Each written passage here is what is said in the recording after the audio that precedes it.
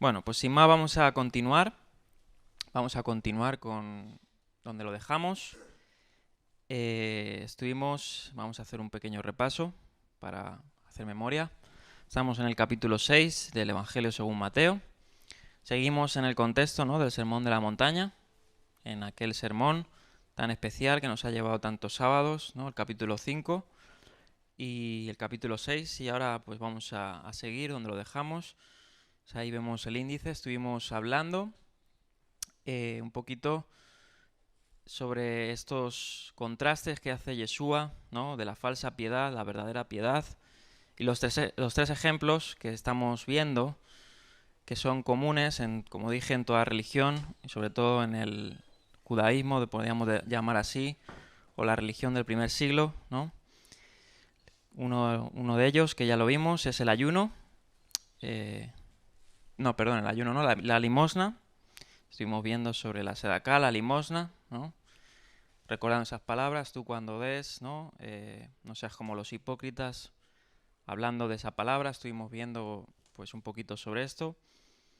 Y terminamos la limosna y estuvimos comenzando la segunda práctica, ¿no?, también contrastada entre la verdadera piedad y la falsa, y es la oración, ¿no? Estuvimos viendo un poquito sobre la oración, las palabras de Yeshua. Vamos a recordar Mateo 6:6, que dice lo siguiente: pero tú cuando te pongas a orar, dice, entra en tu cuarto, cierra la puerta y ora a tu Padre que está en lo secreto, así tu Padre que ve lo que se hace en secreto te recompensará.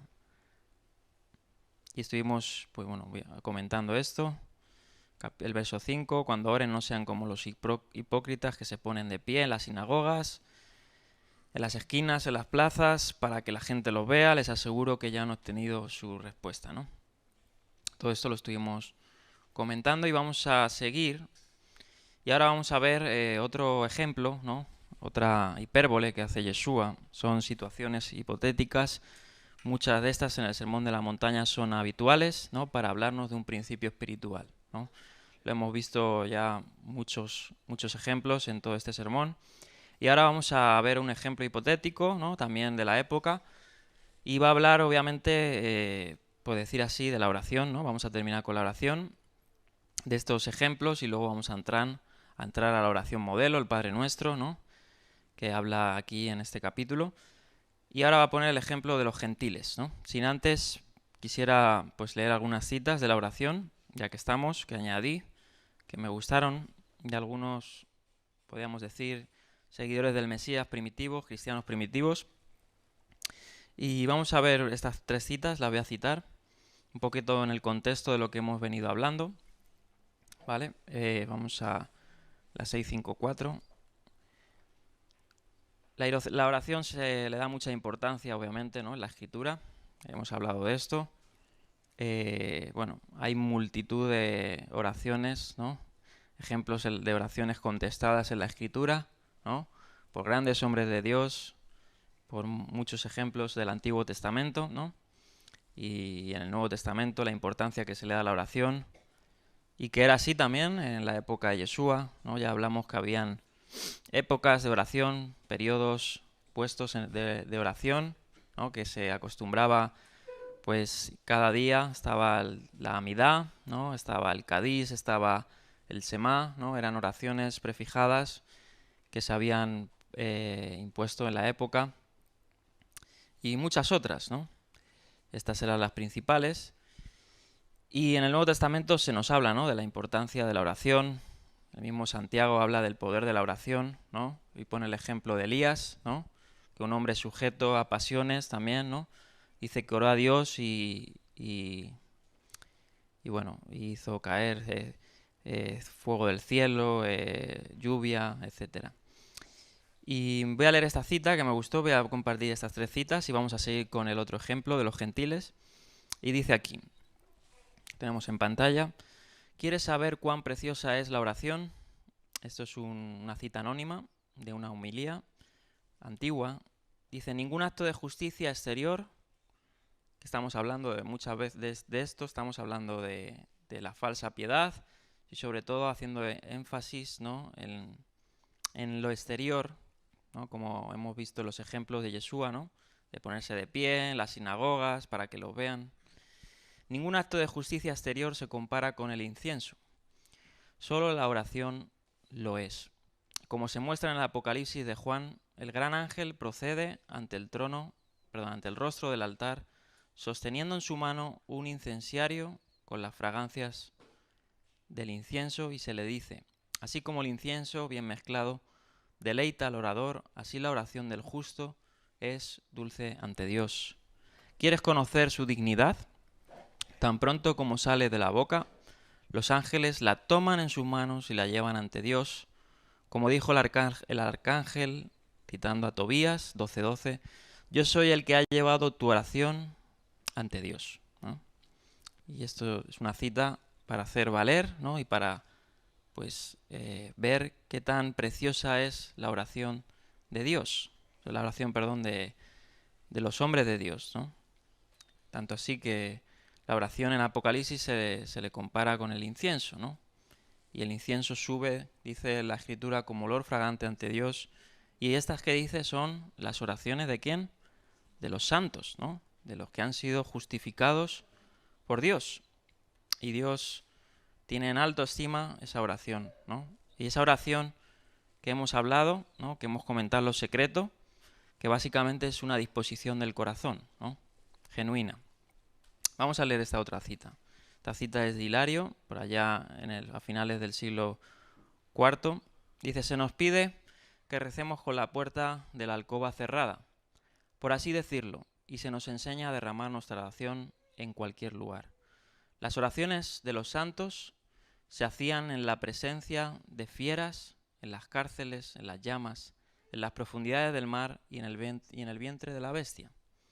De ahí que se nos amoneste a no entrar en los recovecos de nuestros hogares, sino en la alcoba de nuestros corazones.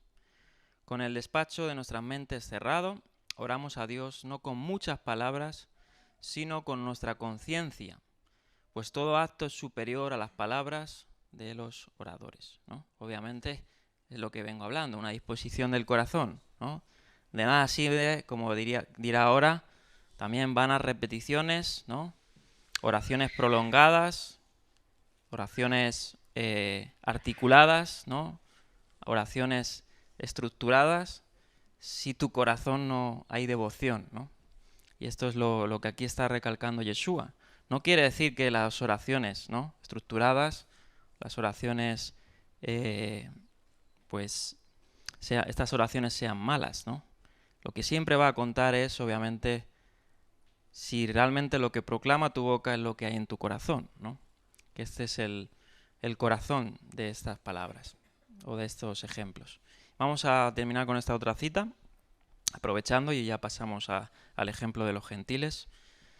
Esta me gustó mucho, ¿no? Esta es de Cromacio y dice así: encontramos, y estos son los ejemplos de las Escrituras, de las oraciones en el Antiguo Testamento, encontramos en los libros de los reyes a aquella santísima mujer, Ana, cumpliendo los preceptos de esta enseñanza que hemos visto. Pues mientras oraba, sin emitir sonido alguno, ¿no? ¿Quién recuerda el ejemplo de Ana, ¿no?, en 1 Samuel? Sin emitir sonido alguno en su corazón, y a la vista de Dios derramó su deseo en sus oraciones. Enseguida fue hallada digna de ser oída por el Señor. De la misma manera concedió el Señor a Daniel, que oraba siempre en secreto con 3 siervos, entender las interpretaciones de su sueño y los secretos de la revelación. También Cornelio, no instruido aún en los preceptos del Evangelio, oraba secreta y fielmente en su habitación, y fue hallado digno de oír la voz del ángel que hablaba. ¿Y qué decir de Jonás, que no solo en su habitación, sino atrapado en el vientre de la ballena, del gran pez, mereció tanto ser oído por sus oraciones, que de las profundidades del mar y del vientre de una bestia tan grande escapó ileso y vivo? ¿No? Y aquí vemos estos tipos de perfiles, ¿no?, de los que venimos hablando, que son perfiles, son personas dignas de imitar, que oraron a Dios en su corazón como Ana, ¿no? Sin palabras en alto, ¿no? Sino un corazón derramado, y Dios escuchó el clamor, ¿no? Y Dios escuchó su voz. Estas oraciones son las que Dios ensalza, ¿no? Como hemos visto en el ejemplo de orar en lo secreto, con una disposición verdadera. Y bien, vamos a ver ahora, vamos a adentrar, vamos a Mateo 6, 7 al 8, y vamos a ver el próximo ejemplo que va a poner aquí Yeshua, que dice así: y al orar, no hablen solo por hablar como hacen los gentiles, porque ellos se imaginan que serán escuchados por sus muchas palabras. No sean como ellos, porque su Padre sabe lo que ustedes necesitan antes de que se lo pidan, ¿no? Bien, vamos a comentar. Esto es interesante, ¿no? Hemos hablado de aquellos hipócritas, ¿no? Que quieren que se les vea, ¿no? Hemos hablado de personas que tienen apariencia de piedad o que muestran piedad, incluso actos honorables de justicia, pero su disposición no es realmente el derramar, ¿no? El ayudar. Pueda ser a la hora de, como hemos dicho, dar limosna, ¿no? O a la hora de hacer una oración en público. Y ahora va a poner este ejemplo, ¿no? De un ejemplo de aquellos que están fuera, ¿no? Por decir así, los gentiles, los inconversos, ¿no? Va a poner el ejemplo de los gentiles. Y bien, vamos a leer algún comentario sobre esto. Y en este verso 7, ¿no? se pone otro ejemplo negativo, ¿no? De no ser como ellos, que es el de los gentiles. Bien, y dice que no hablen solo por hablar, ¿no? La palabra en griego, batalogeo, es algo difícil, ¿no? De traducir. En algunas versiones, bueno, aquí en la NBI dice hablar por hablar, ¿no? En otras puede ser vanas palabras, ¿no? Palabras vacías, batalogueo. Esta palabra también se habla, pues, para balbucear, ¿no? Palabras que no tengan sentido. Posiblemente signifique parlotear, balbucear como un niño, o repetición de algo vacío, hueco, que no tiene sentido, ¿no? Zumbando una y otra vez con diversos nombres y títulos de Dios, ¿no? Sobre esta palabra, bueno, he puesto en las notas un interesante artículo de este diccionario, para el que sepa que quiera adentrarse un poquito más. Esta palabra se utiliza en varios versos del Nuevo Testamento. Y algunos eruditos, algunas personas, comentaristas, relacionan esta palabra, batalogueo, con su equivalente arameo, que sería batal. Batal significa inútil, ¿no? Inútil, palabras inútiles, ¿no? Esta palabra en Qumran, en la literatura de Qumran, significa que no tiene efecto, ¿no? O sea, que no tiene un resultado. Por lo que el significado podría ser una charla vacía, ociosa, o discurso de oración sin sentido e ineficaz. El problema, dice aquí, para el gentil, esto es de Ben Warrington, tercero, dice: el problema para el gentil era que no solo que muchos creían que si uno pronunciaba el nombre de la deidad correctamente, tenía poder sobre esa deidad, y por eso experimentaba con varias pronunciaciones, ¿no? Los gentiles o los paganos, ¿no? Pronunciaban muchos nombres de la deidad, ¿no? Por si alguno les oyera, ¿no? Hacían largas oraciones para pedir a las deidades, ¿no? Y ver si alguna le contestaba, ¿no? O como dice aquí, o ganaba poder de esa deidad. Sino que también, dice, los politeístas a menudo no sabían a qué Dios aplacar o apelar. De ahí la necesidad de dirigirse largamente a varias deidades, que éstas podían haber bendecido o maldecido a una persona. Así, dice, a veces se rezaba solo para cubrirse las espaldas, ¿no? En la antigüedad había mucha superstición con las deidades, ¿no? Lo hemos visto también en Hechos, que muchos apelaban a todas las deidades, ¿no? Le pedían, incluso pues en Atenas, ¿no? Ahí cuando Pablo viajó a Atenas, apeló, ¿no? a una de las deidades que tenían, ¿no? Que era pues esa deidad que no era conocida, ¿no? Como dice, al Dios no conocido, porque temían aplacar la ira, temían, agravar la ira de los dioses a los cuales ellos no daban pleitesía. Y por si se les escapaba alguno, ¿no? Decían a esa deidad que no conocemos. Había mucha superstición y se hacían largas oraciones, ¿no? en los templos. Bien. Me he perdido por aquí. Dice, a veces se rezaba solo para cubrirse las espaldas utilizando el método de los perdigones, es decir, lanzando, ¿no? Disparos al aire, con la esperanza de que uno u otro nombre o término dieran el blanco correcto. O sea, balbuceaban, ¿no? Hablaban a todas estas deidades, pero eran vacías, ¿no? Eran batalogueo, ¿no? Eran vacías. Ellos tiraban y tiraban oraciones por si alguna era contestada, ¿no? Tal vez, dice aquí, se trate en esta cuestión de verbosidad en vista de lo compacto del Padre Nuestro, que sí que es objetivo, ¿no? Y vamos a ver hoy esto. Bien. Obviamente aquí no estamos hablando, ¿no? Esto está poniendo un ejemplo de cómo no hay que orar, ¿no? Cómo no hay que conducirse ante Dios, ¿no? De esta forma, como para aplacar su ira, ¿no? Hacer grandes oraciones como para pues que tenga compasión, ¿no? Dios no va a tener más compasión contigo porque tú le clames y solo le pidas y solo le digas, pues, no para tener una devoción, sino para que no entre el castigo en ti, ¿no? O sea, Dios obviamente sabe, dice el verso 8, lo que nosotros queremos antes que lo pidamos, ¿no? Y Él conoce nuestros corazones, pero no porque te quieras hablar mucho, ¿no? No porque quieras mostrar, muchas palabras va a oírte más o menos, ¿no? Lo fundamental es, pues, esa disposición, ¿no? Ahora, no quiera decir tampoco que las grandes oraciones o largas oraciones no sean estimadas ante Dios, ¿no? Hay muchos ejemplos también en la Escritura de grandes oraciones, ¿no? Lo vemos en el libro de Nehemías, de Esdras, grandes oraciones que se entonan, ¿no? En conjunto con el pueblo. El mismo Yeshua dice que se pasaba la noche orando, ¿no? Hacía grandes oraciones. Sin embargo, aquí pues se está recalcando que se tiren palabras sin sentido, ¿no? Palabras por tirarlas, ¿no? Y vamos a seguir comentando. Y en el verso 8, ¿no? Dice, no sean como ellos, porque nuestro Padre sabe lo que nosotros necesitamos antes que se lo pidamos. Y dice aquí, en el verso 8 también salude a otro asunto en relación con la oración pagana, ¿no? De este ejemplo de los gentiles. Al parecer, algunos gentiles realmente pensaban que un dios u otro necesitaba ser informado sobre algunos asuntos.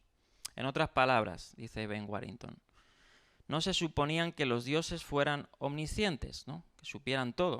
O sea, se le había de informar de lo que pasaba, ¿no?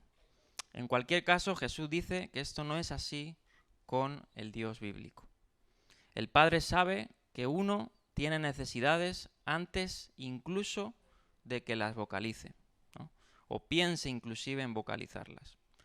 La oración consiste, en parte, en compartir lo que uno tiene en el corazón y también en entablar un proceso de diálogo, ¿no? La oración es una perla ante Dios, ¿no? Para una intimidad, ¿no? No hay nada más íntimo, ¿no? Nada más que podamos acercarnos de una manera más excelsa a Dios que la oración. La oración es una herramienta, ¿no? Tan poderosa que, como hemos hablado del incienso, ¿no? El incienso era tan estimado a la nariz de Dios, ¿no? Que podía agradarle o desagradarle, ¿no? Por eso hablamos de la falsa piedad y la verdadera piedad, ¿no? La falsa piedad Dios la desprecia. Como dice, al altivo que dice, le miro de lejos, ¿no?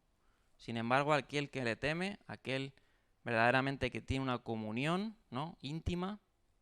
¿Y cómo se logra esto? Pues de muchas formas, y entre ellas la oración, ¿no? La oración es una poderosa herramienta para conocer a Dios, ¿no? La palabra también. Entonces, Él sabe todo, ¿no? Antes incluso que pensemos en articular nuestras palabras.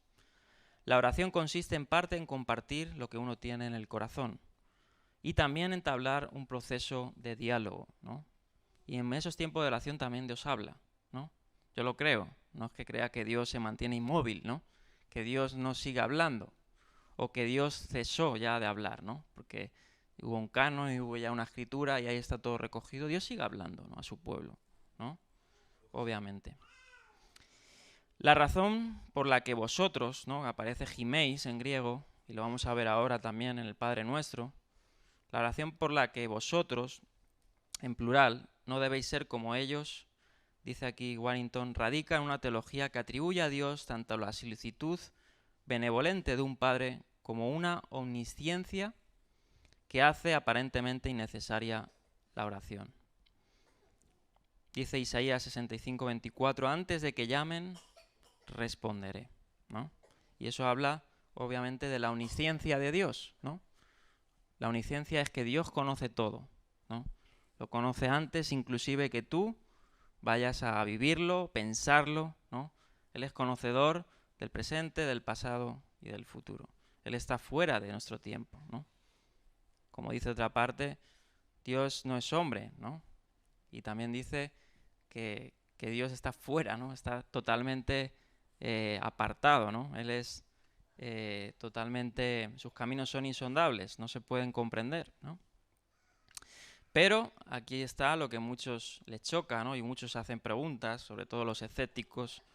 Si Dios no necesita ser informado de nuestras necesidades, ¿por qué espera que se las comuniquemos? ¿No? Sería una buena pregunta.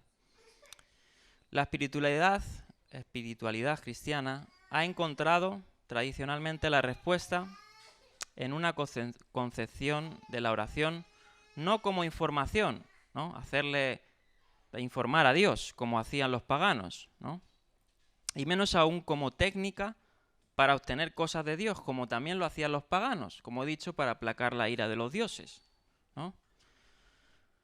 Como ellos pensaban, cuanto más palabras pongas, más resultados vas a obtener de la deidad, ¿no? Aquí en la oración bíblica no es de esta forma, ¿no? Sino la oración es, como dice aquí Warrington, una expresión de confianza con Dios, ¿no? Y vamos a ver que cuando se trata de la oración se utiliza mucho el término Abba, ¿no? Papi, o sea, una comunión con Dios, ¿no? Con un padre y un hijo. Es una expresión de relación de confianza que se deriva de conocer a Dios o de conocer su paternidad, ¿no? La paternidad de Dios. La oración modelo que vamos a ver ahora ilustra esto, ¿no? Cómo funciona esta relación. Bien, terminando estos ejemplos, ¿no? Los ejemplos, como ha puesto, de los hipócritas, vamos a adentrarnos al Padre Nuestro. Vamos a hacer una pequeña introducción.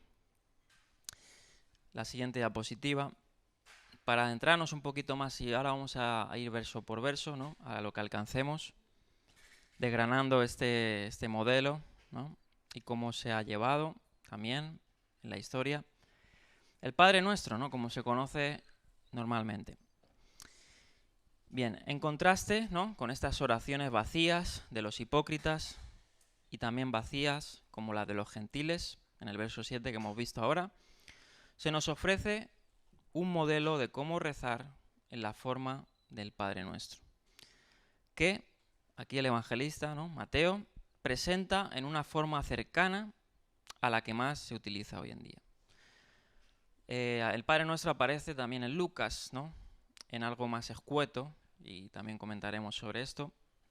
Creo que es Lucas 14. Ahí aparece también, ¿no? Vamos a ver también algunas diferencias que hay entre el Padre Nuestro en Lucas y en Mateo. La forma más significativa, más breve, perdón, que no está en 14, está en el Lucas 11, de 2 al 4, solo son 2 versículos en Lucas.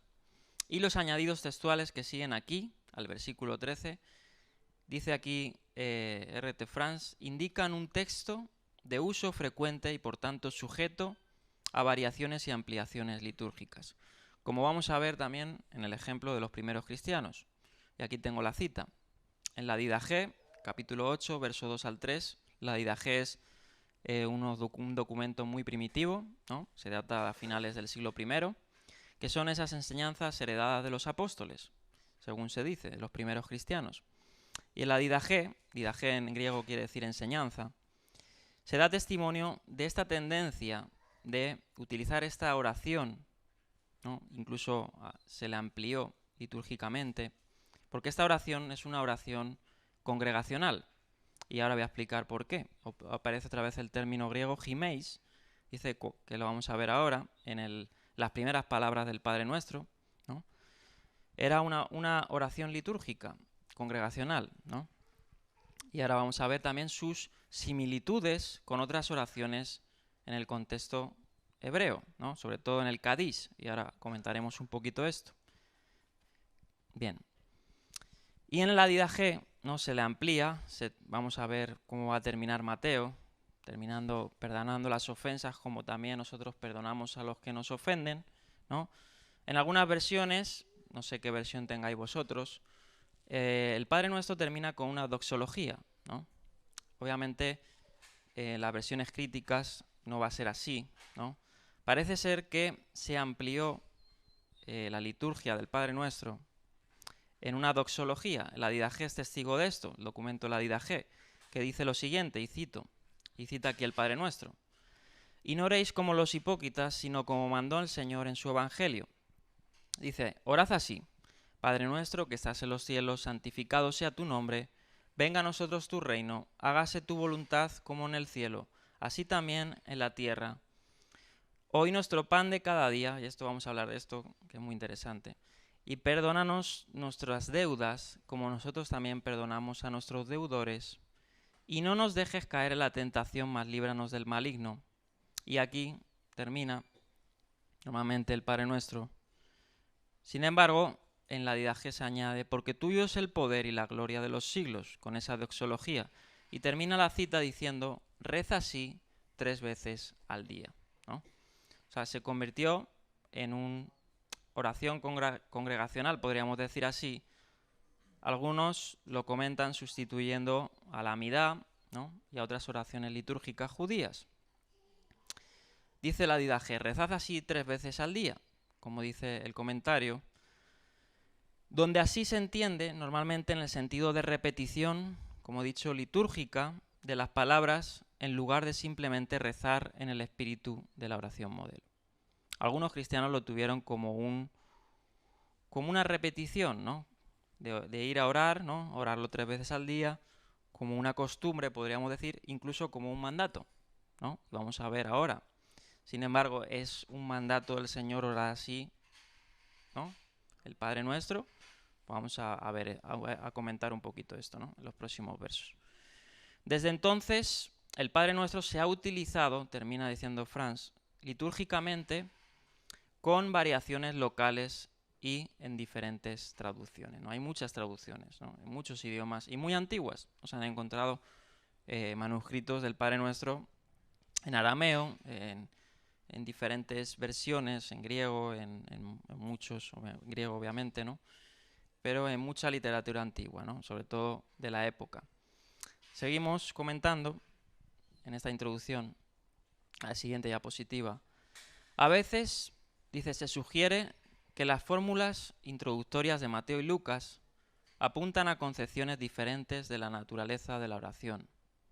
El cuando oréis, decid, de Lucas, indica una forma fija de palabras que hay que repetir, ¿no? Parece ser que, según el Evangelio de Lucas, es un mandato, ¿no? Es decir, cuando oremos, digamos literalmente estas palabras, ¿no? Eso es como algunos lo han tomado. Mientras que el así es como debéis orar de Mateo, como hemos visto aquí, indica no una repetición o un mandato. Algunos han visto en ese así es como debéis orar, ¿no? Un modelo para orar correctamente más que una forma litúrgica. Un modelo porque vamos a ver que el Padre Nuestro se puede desgranar en 3 diferentes secciones, ¿no? Y lo vamos a comentar. Probablemente se trata de una distinción demasiado artificial y es probable que cuando Jesús enseñó estas palabras, ¿no?, ya sea en cualquiera de las formas, en la lucana o la mateana, se hubiera conformado con que se utilizaran de cualquiera de las dos maneras. La tradición cristiana siempre las ha considerado adecuadas para una simple repetición, ¿no?, como hemos visto en la didaje, es decir, un modelo también para una oración más extensa o como base para reflexionar, inclusive enseñar, sobre la oración y sus prioridades. Sin embargo, el hecho de que la Iglesia primitiva se contentara con que la oración se conservara en diferentes formas sugiere, según los académicos, que se preocupaba más por el contenido de la oración que por su forma exacta. Porque el contenido de la oración es muy importante. Vamos a ver la estructura ahora y ya comenzamos con el verso 9. La estructura del Padre Nuestro. Esto es Donald Agner, su comentario. Dice así: la estructura del Padre Nuestro en sí misma se opone firmemente a la visión gentil de la oración condenada en los versos que hemos acaparado ahora, ¿no?, en el verso 7 y 8. La primera mitad de la oración se refiere, y aquí está la estructura, al honor de Dios, es decir, su reino, su propósito. Y solo después de eso nuestras propias necesidades encuentran un lugar. El honor de Dios. Vamos a ver peticiones en el Padre Nuestro también. Las tres primeras cláusulas están redactadas, dice, en forma de deseos, con el imperativo de tercera persona. Son, en efecto, doxologías, un acto de adoración que asocia a la comunidad orante con el propósito de Dios en el mundo, ¿no? Vamos a ver, venga a nosotros tu reino, una petición, y vamos a ver también todo eso, ¿no?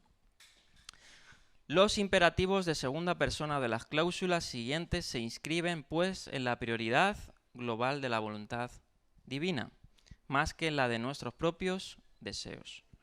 No todos los aspectos de la oración están incluidos en este modelo de oración, obviamente.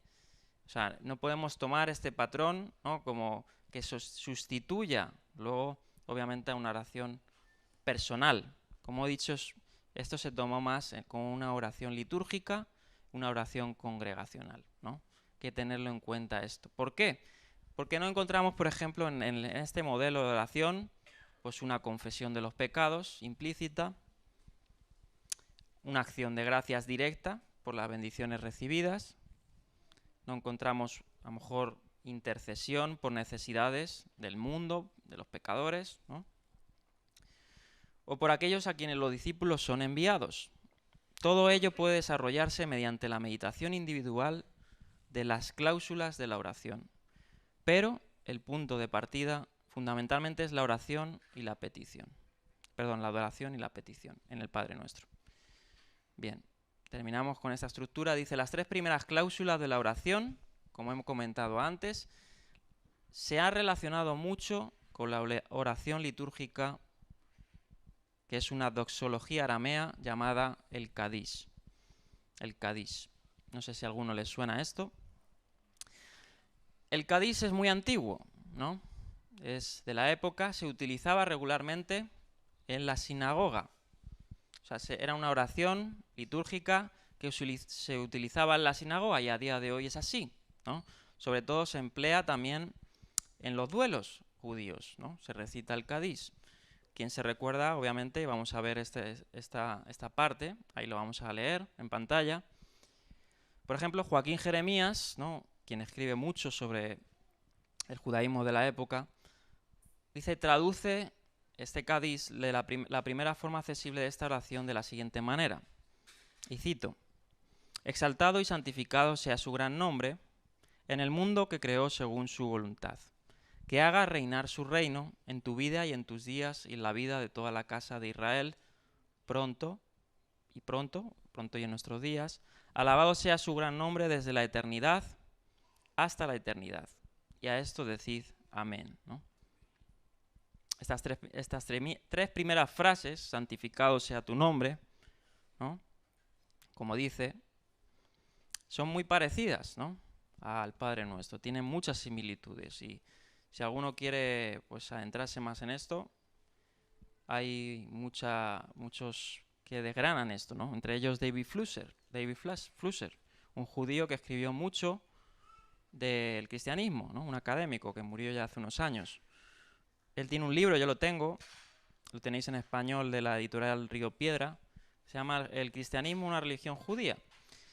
Y él habla sobre la similitud del Padre Nuestro con el Kadís, entre ellos, ¿no?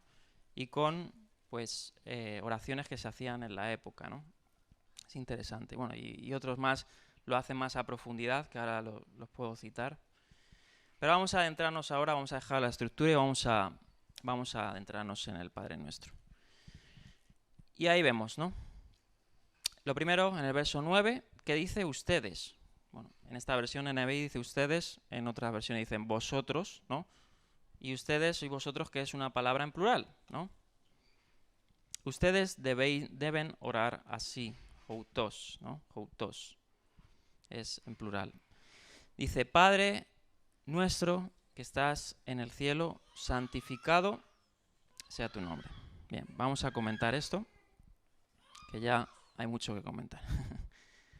Giméis, ¿no? Sería la raíz de houtón, es un énfasis, ¿no?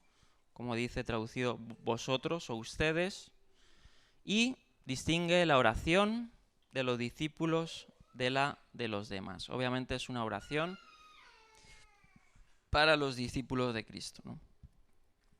Mateo pone la oración breve como modelo a seguir Lucas, que dice cuando oréis decid, ¿no? Lo dice, como he dicho antes, como un mandato, ¿no?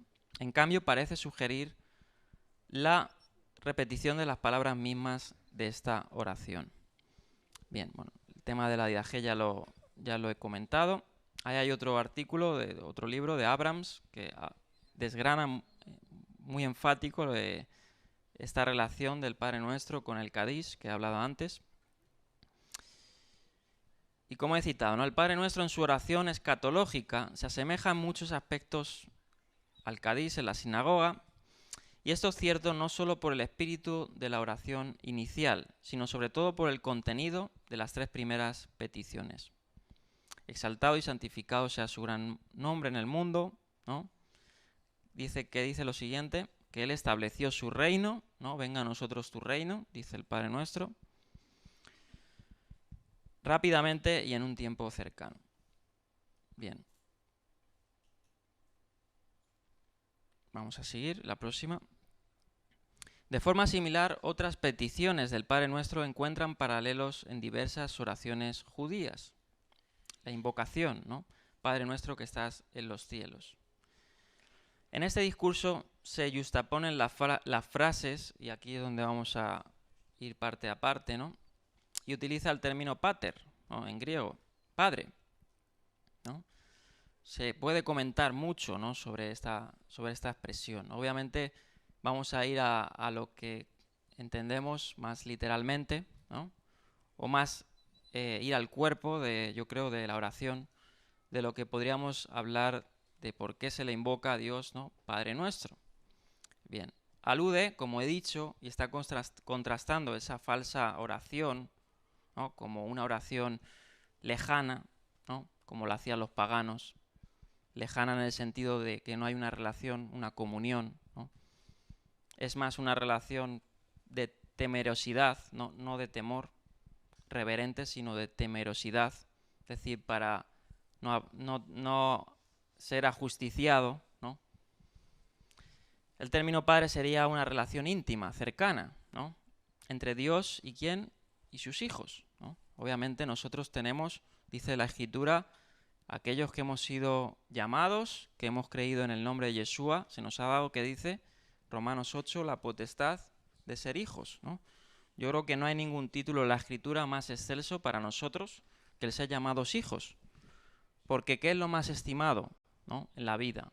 La familia, ¿no? Los padres, los abuelos y los hijos, ¿no? Y no hay ningún título, podamos decir soberano, podamos decir rey, podamos decir ministro, que sea más cercano que un hijo o que un padre, ¿no? O más estimado, ¿no? Y el utilizar este término pater, ¿no? y ahora hablaremos muy escuetamente porque se podría, y de hecho he recogido un poco lo que se cita sobre la palabra va en arameo por algunos eruditos, pero eso sería ya para el que lo quiera, está en las notas.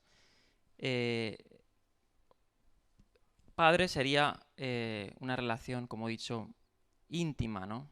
Trascendente.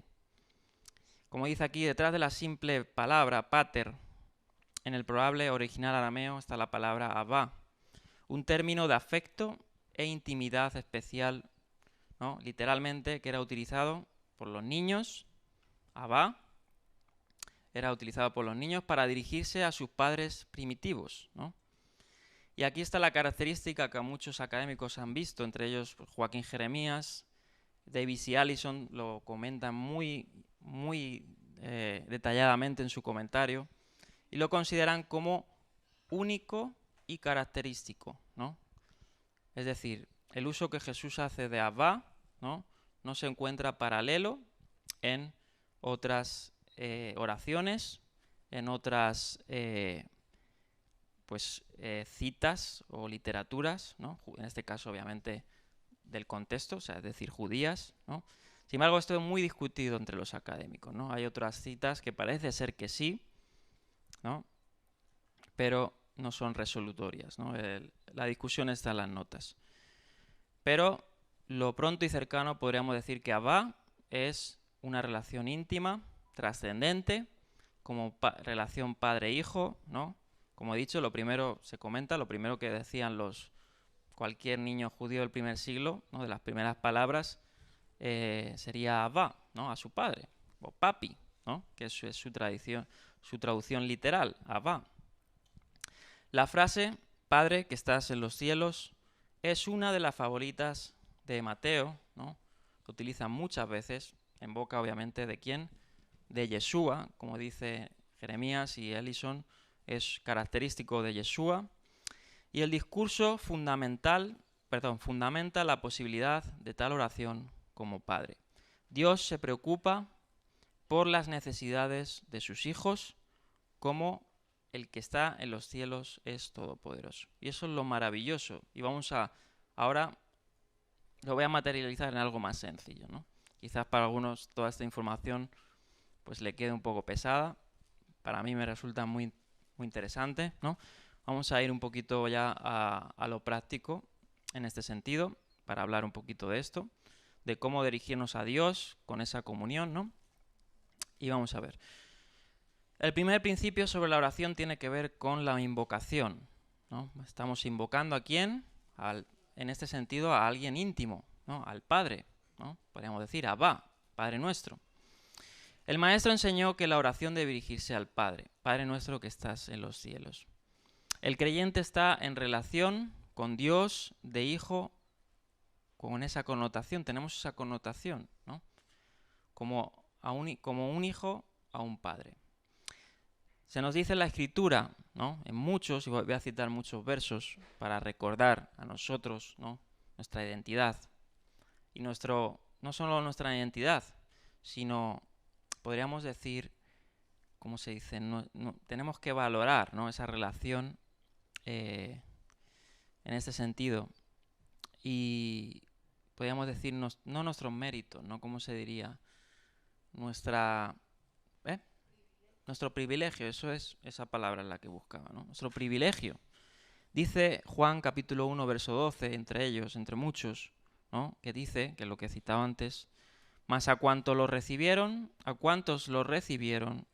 a los que creen en su nombre les dio el derecho, ¿no? Esto es un derecho, esa palabra derecho se utiliza en Romanos también, ¿no? O sea, podríamos decir, en un contexto legal de un juicio, ¿no?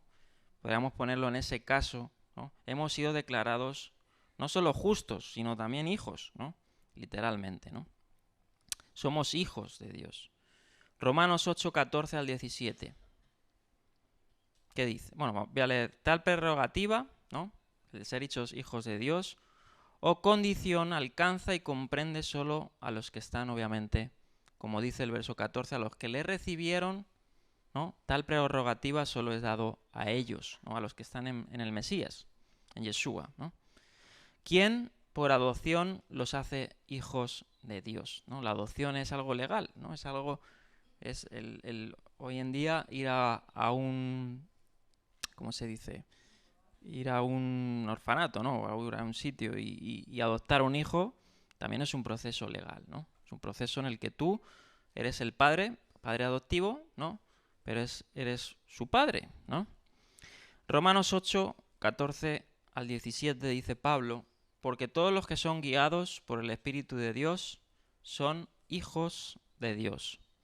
Y ustedes no recibieron un espíritu que de nuevo los esclavice al miedo, sino el Espíritu que dice que los adopta como hijos y que les permite, ¿no?, clamar Abba, ¿no?, decir Padre. Esto es algo impresionante, ¿no?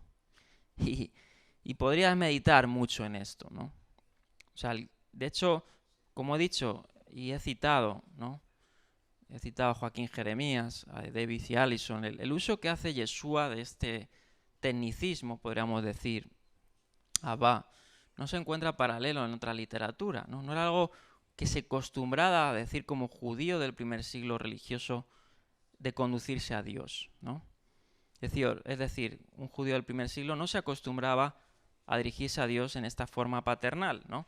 Sí que hay otras oraciones más tardías, como es el Avinu Malkeinu, ¿no? Esa famosa canción que también se canta, ¿no? Y hay otras posterior literatura que sí que se utiliza así, ¿no?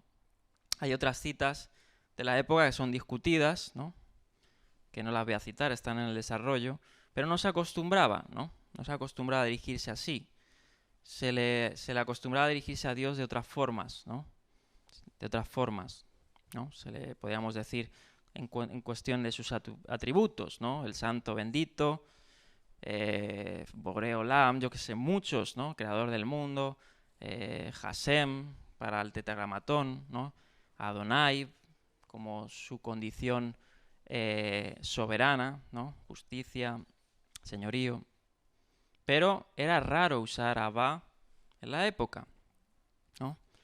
Y más, como hemos dicho, que literalmente sería, pues, es más, para muchos judíos del primer siglo podría haber sido hasta ofensivo, dice Jeremías, ¿no? Porque llamar a Dios papi, ¿no?, sería como, pues, tomarse más, ¿cómo se diría?, más confianza, ¿no?, de la que te precede. Sin embargo, aquí es lo que se nos permite. Dice Pablo en Romanos capítulo 8, que dice: sino el Espíritu que los adopta como hijos y les permite clamar Abba, Padre. El Espíritu mismo les asegura a nuestro espíritu que somos hijos de Dios. Y si somos hijos, ¿no?, y estos son los privilegios que tenemos, por eso hay que meditar en la condición de ser hijo.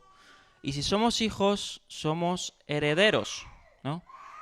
Qué importante es eso, qué bendición es esta. ¿Herederos de qué? Podríamos decir, ¿no? Herederos de Dios, ¿no? El que tiene a Dios no le falta nada. El que no tiene a Dios le falta todo, decía por ahí, ¿no? Y coherederos con el Mesías. Pues si ahora sufrimos con Él, también tendremos parte con Él en su gloria. Segunda de Corintios 6:18 dice, me gusta mucho este verso: yo seré un padre para ustedes, y ustedes serán mis hijos y mis hijas. ¿Quién lo dice? No lo dice Pablo, lo dice el Señor Todopoderoso, citando Primera de Crónicas 17:13 y Segunda de Samuel 7:8. Y ustedes serán mis hijos y mis hijas, dice el Señor Todopoderoso. Gálatas 4, versos 5 al 6, dice: ustedes ya son hijos. Dios ha enviado a nuestros corazones el espíritu de su Hijo, que clama Abba, Padre. Y por último, Primera de Juan 3, del 1 al 2, dice así: fíjense qué gran amor nos ha dado, ¿quién? El Padre, que se nos llama hijos. hijos de Dios. Y lo somos, dice Juan. Y lo somos. El mundo no nos conoce, precisamente porque no le conoció a Él. Queridos hermanos, ahora somos hijos de Dios, pero todavía no se ha manifestado lo que habremos de ser. Sabemos, sin embargo, que cuando el Mesías venga, seremos semejantes a Él, porque le veremos tal como Él es. Como cito aquí a Francisco Lacueva, dice, como un padre está cercano a sus hijos, y este título lo presenta en la va más como benéfico que como magnífico, ya que el creyente debe acercarse con confianza, dice Hebreos capítulo 4, verso 16, al trono de la gracia. Así que dice Hebreos 4, 16, acerquémonos confiadamente.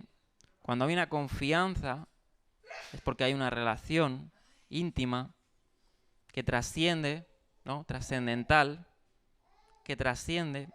Acerquémonos confiadamente al trono de la gracia para recibir misericordia y hallar la gracia que nos ayude en el momento que más la necesitemos. Bien, vamos a seguir. El Señor, próxima diapositiva, el Señor enseña lo que Él hacía, ya que la mayoría de sus oraciones que recogen los evangelios se dirigía a Dios, ¿no? Cuando Él se conducía en oración llamándole Abba. Esta expresión al comienzo de la oración produce confianza y seguridad en aquel que está orando. Si quien escucha la oración, podríamos decir literalmente, es Padre, ¿no? Aparte de lo que trasciende, ¿no?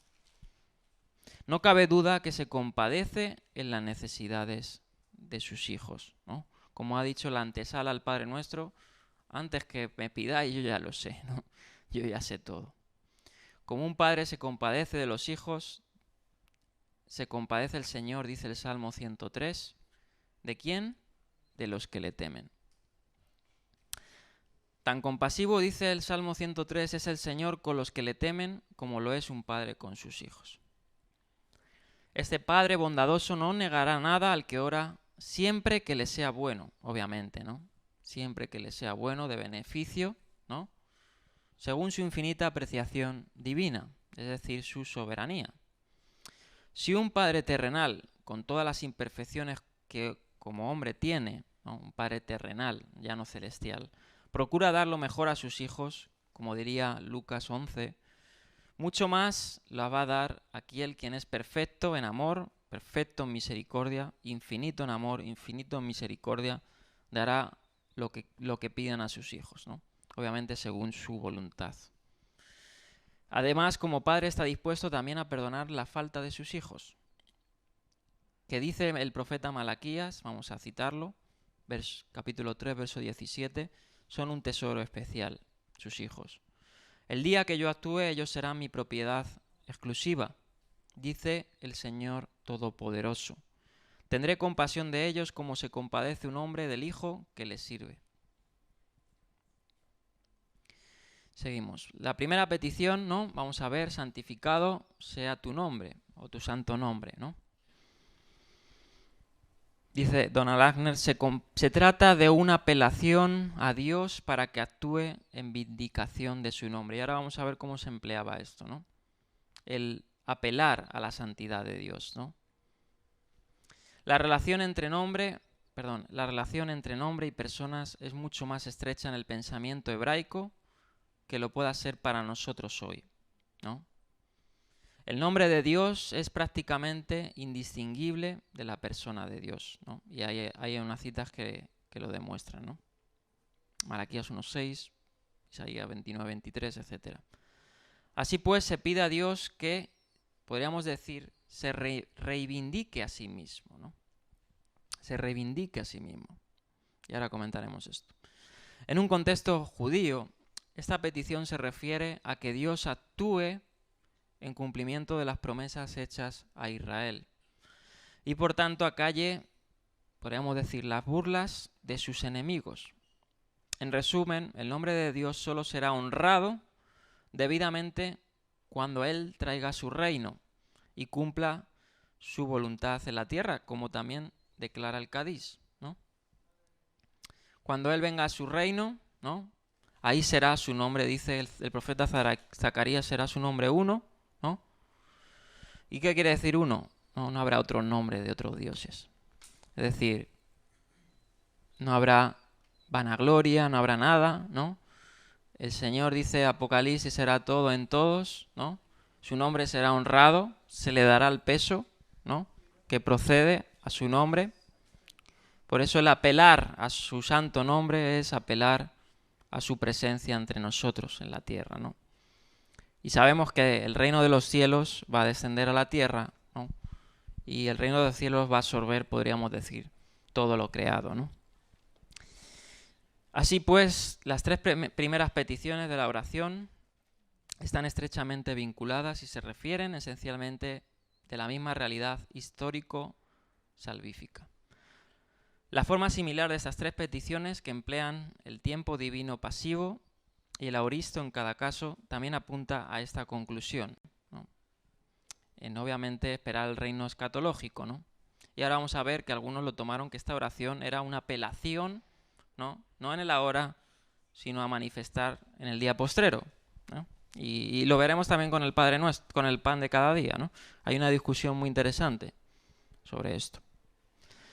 Dice Gerardson, se refiere a las tres peticiones como una oración en paralelismos membrorum de tres partes.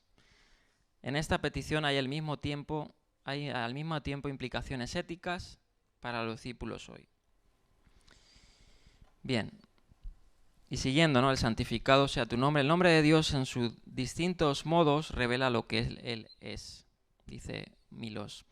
El deseo de santificar el nombre de Dios sería la máxima expresión de respeto y reverencia ante Él, por lo que es Él en sí mismo, ¿no? Que se atribuya a Dios la gloria y el honor que le pertenecen sería, pues, dignificarle, ¿no? Santificado sea tu nombre.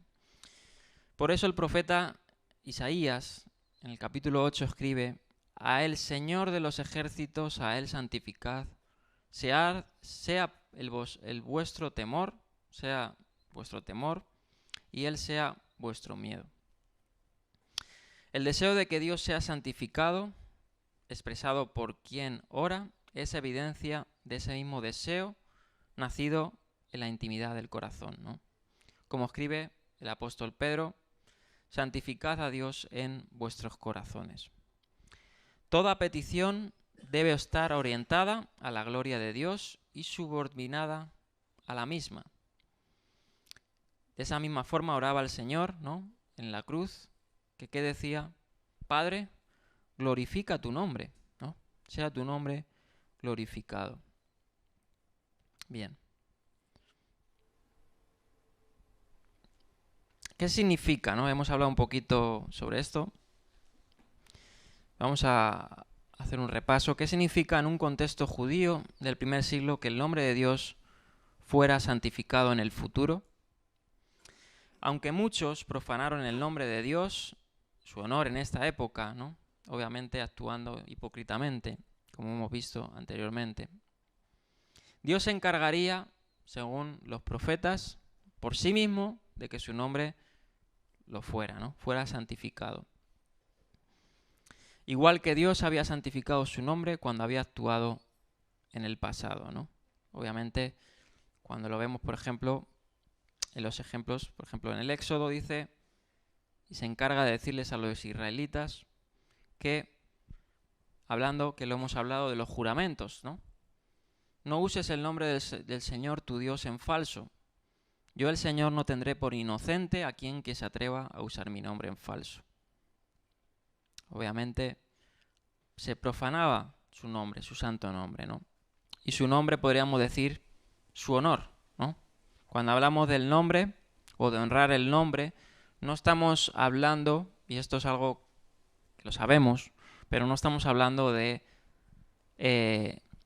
podríamos decir, invocar una fonética, ¿no? o unas letras, sino realmente darle el honor que merecen esas letras, ¿no? Y ahí está la discusión, ¿no?, que se forma de cómo se pronuncia el tetragramatón, que si es de tal nombre o cual otro nombre. Realmente,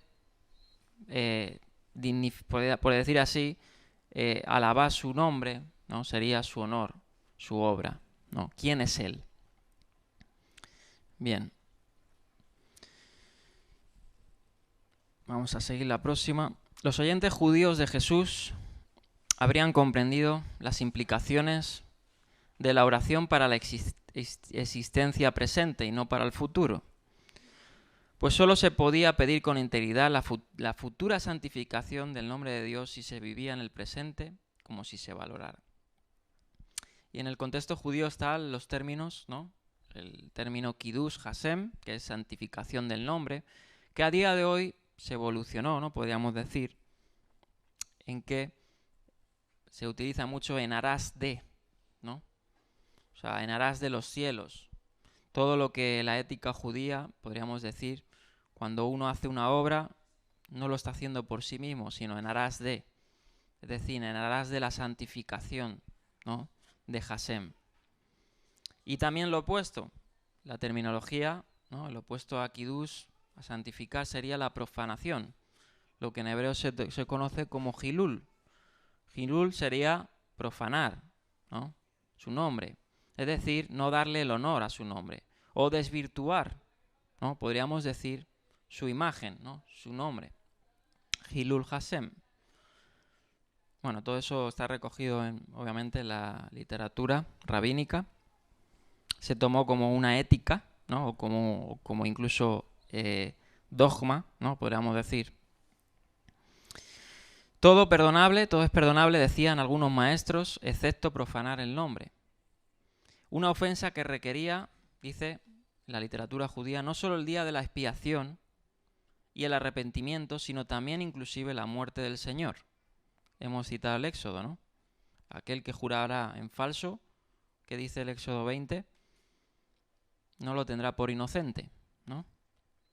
El Sanedrín de la época, podríamos decir, que podría dar muerte al ofensor si profanaría el nombre. Y podemos decir que, en parte, lo vemos en los evangelios. Cuando Caifás, o el sumo sacerdote, que le dice, dime si tú eres el Cristo, el Hijo de Dios viviente, ¿no? Y Yeshua le dice, yo no lo he dicho, tú lo has dicho, ¿no? Y dice, no, a partir de ahora veréis al Hijo del Hombre sentado a la diestra de Dios, viniendo las nubes. Eso, para el sumo sacerdote, fue un hilul, fue una profanación, ¿no? Y merecía la muerte. Entonces, se tenía por estima, ¿no?, la santificación del nombre, no solo en el futuro, sino en el presente, como una premisa muy fuerte, ¿no? Como dice, las Escrituras ya advertían, obviamente, ¿no?, contra la profanación del nombre de Dios. Y muy importante, no solo se profana con la lengua, sino con el comportamiento. Vamos a ver algunos ejemplos. Literalmente, con la fonética o con la boca, Levítico 22:32, no profanen mi santo nombre, sino reconózcanme como santo en medio de los israelitas. Yo soy el Señor que los santifica. Jeremías 34:16, pero ahora se han vuelto atrás. Fíjate, y el volverse atrás, ¿qué quiere decir? No seguir el camino de Dios, ¿no?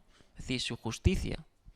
Pero ahora se han vuelto atrás y han profanado mi nombre. Por eso la profanación del nombre no es simplemente apelar a su nombre y no cumplir, o hacer votos como vimos con los juramentos y no cumplirlos, sino es también no mostrar la conducta propia, ¿no?, de un israelita, podríamos decir, como dice aquí, ¿no?, o de un hijo de Dios. O sea, es decir, profanamos el nombre de Dios cuando no tomamos su yugo, ¿no? Bien. Ezequiel 13:19, ustedes me han profanado, dice Ezequiel, delante de mi pueblo. Por un puñado, dice, y pone yo creo que este ejemplo, ¿no?, como algo terrenal, por un puñado de cebada y migajas de pan. Es decir, por algo efímero, ¿no? Ustedes han profanado mi nombre, podríamos decir, mi honor, ¿no? Y se han dejado seducir por cosas efímeras, ¿no? Ezequiel 29 sigue diciendo, más adelante, pero decidí actuar en honor a mi nombre. Fíjate, incluso Dios, ¿no? Para que su nombre no sea tomado por poco, actúa, ¿no? Y lo vemos también pues, en las Escrituras, cuando Él interviene, ¿no? Cuando Él interviene, por ejemplo, en aquel que recoge leña en Sabbat, ¿no? Lo hace para que su nombre no sea tomado en vano, o sea dignificado. No, ¿cómo sería la palabra? Menospreciado, invalidado, ¿no? Porque su nombre es obviamente santo, ¿no? Y santo quiere decir que no hay parangón, ¿no? No hay nada que se le pueda acercar, ¿no? Y bueno, hay muchas otras citas, ¿no? Que hablan del honor. Fíjate, Ezequiel lo emplea mucho, 20:22. Pero me contuve en honor a mi nombre, para que no fuera profanado ante las naciones las cuales me vieron sacar de Egipto, ¿no? ¿Qué le dice Moisés a Dios? Recuerda el pacto, ¿no? Y de hecho le dice, bueno, si las naciones sabían que Dios había sacado a Israel de Egipto, ¿no? Su fama, su honor, había sido promulgado por todas las naciones, ¿no? ¿Qué pensarían las otras naciones si Dios en ese mismo los destruyera, ¿no? Su nombre no sería dignificado, ¿no? Podríamos decir. O sea, les saca de Egipto para darles muerte, ¿no? Podría ser la pregunta. Seguimos. Los maestros judíos creían que la motivación para hacer el bien debía ser por el nombre del cielo, es decir, por el honor de Dios, ¿no? Lo que hemos hablado, Kiddush Hashem. Los actos de caridad, la bondad con los incrédulos. Fíjate, es interesante esto, ya vamos a pasar. Dice, uno podría tener que santificar o mostrar santo el nombre de Dios mediante la bondad con los incrédulos, ¿no? Eso es más tardío todos estos textos, aunque algunos no. Por ejemplo, segunda de Baruch, de la literatura intertestamentaria. Otros, como la Peshittah Rabbatí o el tratado de Abot de la época. Pero fíjate que uno podía actuar y dignificar su santo nombre haciendo actos de bondad, ¿no? Con los incrédulos, con diferentes formas de obediencia, y que nunca, decían los contemporáneos, ¿no? Por ejemplo, encontramos esto en la literatura de Qumran, en el Kairos Damascus, documento encontrado en Qumran, de que no debía de ser blasfemado el nombre de Dios entre los gentiles, que algo que dice también Pablo, ¿no? El documento de Damasco dice, faltan algunas partes en los documentos, están en blanco, ¿no? Voy a leer las partes que sí. Podrá entrar en la asamblea, en blanco, hay una separación. Dice, no debe extender su mano para derramar la sangre de uno de los gentiles por causa de las riquezas y ganancias. Y hay más textos que hablan de blasfemar, ¿no? A Dios en vista de los gentiles, ¿no? Estaba totalmente prohibido, porque esto profanaba el nombre de Dios, ¿no? Como estamos hablando de la santificación del nombre, ¿no? Ven, santificado sea tu nombre. Esto es lo que en la época, podríamos decir, se tenía, ¿no? Como dice Pablo a los romanos, por causa de ustedes se blasfema el nombre de Dios entre los gentiles. ¿Por qué decía Pablo esto? Porque no se estaba dando el honor en torno a la justicia, ¿no? Al verdadero caminar. Si un gentil te viera robando, ¿no? Si un gentil te viera haciendo trapicheos, esto profanaba el nombre de Dios, ¿no? No le estaba dando el peso. Aunque luego más tarde, en la época, voy a leer esto para terminar, cómo se tomaba el nombre de Dios en el santificado futuro y presente. Porque algunos llegaron a decir que si un judío debía pecar, decían algunos maestros judíos, debía ir a algún lugar donde nadie lo conociera, es decir, donde nadie le señalara diciendo que es creyente, y hacer pasarse por gentil, para no traer reproches al nombre de Dios, ¿no? Como dice el Talmud en Hagigá y en Kiddushim. Los escándalos, dice, entre el pueblo de Dios que deshonran el nombre de Dios al que pretenden representar son censurables, como hemos citado Romanos, como lo dice el Testamento de Leví, 14.1. Voy a citarlo, voy a leerlo. Dice, ahora, hijos míos, dice, por los escritos, dice de Enoc, que en los últimos tiempos actuaréis impíamente contra el Señor, poniendo vuestras manos en toda obra mala por vuestra culpa. Vuestros hermanos serán humillados y entre todas las naciones seréis motivo de escarnio, ¿no? Y bueno, otras citas, ¿no? Que se tenían en la época. Y termina, dice, puede que haya que desenmascarar o excomulgar a los hipócritas para evitar que se profane el nombre de Dios, decían algunos más tardíamente.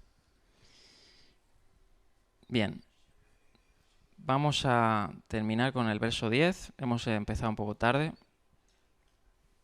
Quizás hay que ponerse las pilas, ¿no? Con eso. Dice, venga tu reino. Verso 10, hágase tu voluntad, como en la tierra, como en el cielo. Bien, aquí vemos, pues, podríamos decir una segunda petición.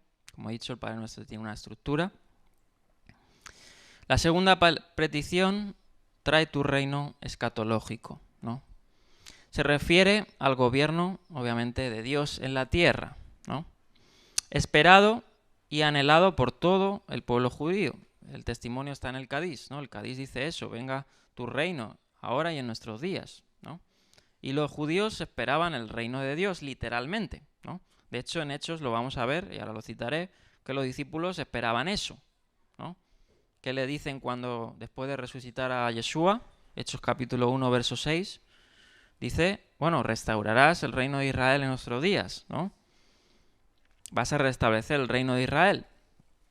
Ellos oraban esto cada día en el Kiddush, ¿no? Como judíos. El traer el reino, ¿no? Venga a nosotros tu reino, sería específicamente la consumación de los designios de Dios en la historia. Es decir, el cumplimiento de todas las imágenes proféticas de los bienes futuros. Y eso, los profetas hablan muy extendidas sobre eso, ¿no? Isaías se tira a partir, ¿no? del capítulo 50 en adelante, hablando de ese reino escatológico, ¿no?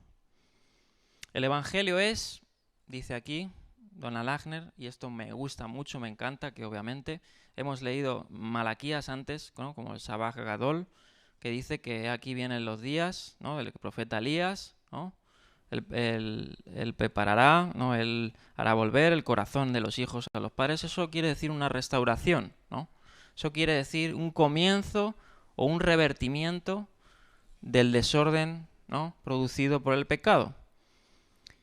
El Evangelio es, dice Agner, ante todo el anuncio de que el reinado prometido de Dios ha comenzado en la obra de Jesús el Mesías. Por lo que se anima a los discípulos a orar para lo que Él ha comenzado en el ministerio. En lo que ellos han comenzado a participar, es decir, somos partícipes de ese reino, ¿no? Ese reino que dice Yeshua, ¿no? Que viene con violencia, ¿no? Ese reino que va a contaminar, podríamos decir, en el sentido que no es contaminar, ¿no? Sino es, podríamos decir, insurgir, ¿no? Va a absorber, ¿no? Todo lo desordenado.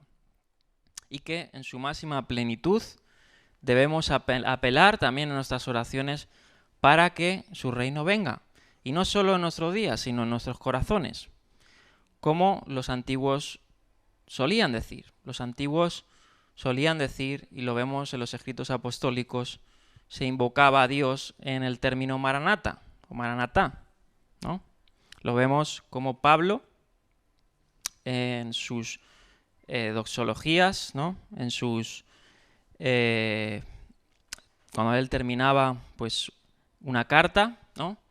Incluso el Apocalipsis, ¿cómo termina?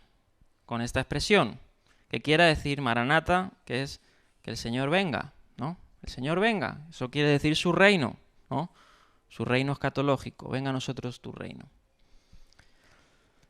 Dice 1 Corintios 16:22, si alguno no ama al Señor, ¿no? Y esto se lo decía a los corintios, palabras fuertes, quede bajo maldición, Maranatá, el Señor viene, es decir, que tenga cuidado, ¿no? Apocalipsis 22:20, el Apocalipsis, ¿no? La revelación según Juan termina así.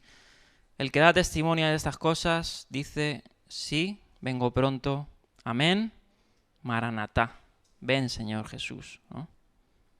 Ese es ese reino, ¿no? Esa plenitud del reino escatológico. Y es muy interesante, ¿no? Porque aquí Jesús está obviamente hablando de orar así, ¿no? Es decir, apelar por su justicia, por su reino, pero en su ministerio él da pincelada de cómo es este reino, ¿no?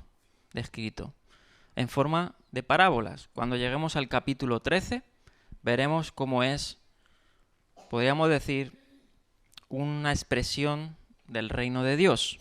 Lo encontramos en la parábola del sembrador, en la parábola de la mala hierba, del grano de mostaza, de la levadura, del tesoro escondido, de la perla de gran precio, de la red. Ahí es descrito, ¿no? Como se ha considerado anteriormente, el reino de Dios es el lugar, obviamente, donde Él ejerce su soberanía, manifiesta su presencia y es obedecido voluntariamente por quienes le aceptan como Señor. Por eso los profetas hablan que los que no son de Él, ¿no? Van a ser consumidos como la hojarasca, ¿no? El reino ha tenido diversas manifestaciones a lo largo de la historia de la humanidad. Dice, en el tiempo presente el reino de Dios está entre nosotros, ¿no? Dice así, el reino de Dios se ha acercado, decía Yeshua, ¿no? Es decir, está pronto, ¿no? A manifestarse en su consumación, pero está entre nosotros. ¿Cómo está entre nosotros? Actuando con su brazo por medio de la iglesia, ¿no? La iglesia es, dice Pablo, la columna y baluarte de la verdad, ¿no? Y es su expresión notoria en que el reino de Dios sigue manifestándose entre nosotros, ¿no? Y sigue hablando. ¿Y cómo lo hace? En su eclesía, ¿no? En los que son llamados. Cada creyente que es salvo por gracia mediante la fe. Todo aquel que es salvado por gracia mediante la fe es hijo y es la iglesia del Señor, ¿no? Bien. Bueno. Voy a saltarme para terminar este verso 10. Tenía aquí... Bueno, no me lo puedo saltar porque si no sería tirar el trabajo en vano. Vamos a dejarlo... Vamos a dejarlo aquí. Se ha hecho un poquito tarde. Voy a terminar con una apelación a la justicia, porque estamos hablando del reino. ¿Cómo se manifiesta el reino de Dios, ¿no? Diapositiva 6, 7, 8. La esfera del reino de Dios se manifiesta en su justicia, ¿no? La petición al Padre es concordante con la predicación del Mesías. Arrepentíos porque el reino de los cielos se ha acercado, ¿no? En cierta medida es una petición intercesora pidiendo la salvación de quien no conocen a Dios. Es un ruego por la efectividad de la predicación del Evangelio que Cristo ha encomendado a los suyos. ¿Qué dice el evangelista Lucas? Que entre vosotros está. Dice en 1 Timoteo, capítulo 2, verso 4, que el deseo de Dios es que todos sean salvos y que lleguen al conocimiento de la verdad.